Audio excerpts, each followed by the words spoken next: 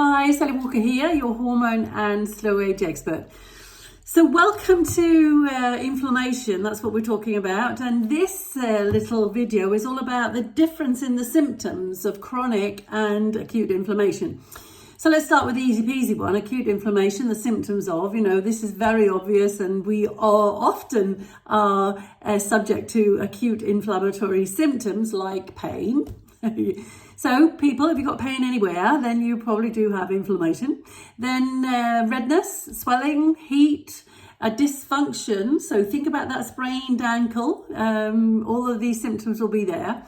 If you've been bitten by a bee or insect of some description, you might get some kind of itching going on. If it's some kind of allergy, you might have runny eyes, runny nose, that kind of thing.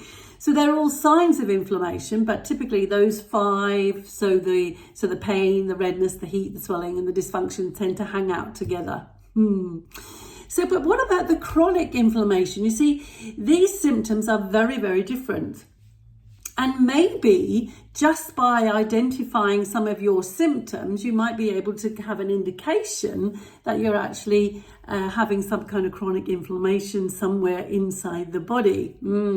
So remember, pain is very often not a symptom. I'm not saying it's not going to be painful, but very often there's not a lot of pain going on because much of the tissue in the body doesn't have pain receptors, as we call it, so it doesn't register pain. So what could be the symptoms? Constant fatigue, insomnia, low-grade fever. Well, that might get your attention, wouldn't it? Whereas the constant fatigue and insomnia, we seem to just deal with it and get on with it. We don't tend to think that there's something going on inside the body. Well, perhaps there is, yeah.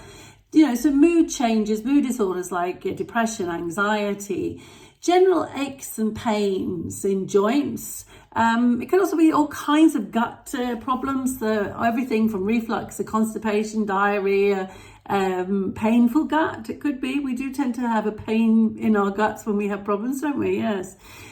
Weight gain or weight loss. Yes, I know you think weight loss sounds nice, but if it's a bit excessive, it could be an indication of a chronic low-grade or silent inflammation. So you're frequently getting infections. It could be that, hairpiece sores in your mouth, this kind of thing, So if you're frequently getting sort of minor infections, your immune system's not running properly. So it could be a sign of chronic inflammation. So skin rashes, excessive mucus, swollen lymph nodes, for example, dark circles and bags underneath the eyes. It could be tiredness, but it could also be related to chronic inflammation. So there's lots of symptoms, and these symptoms we do not typically associate with inflammation, do we?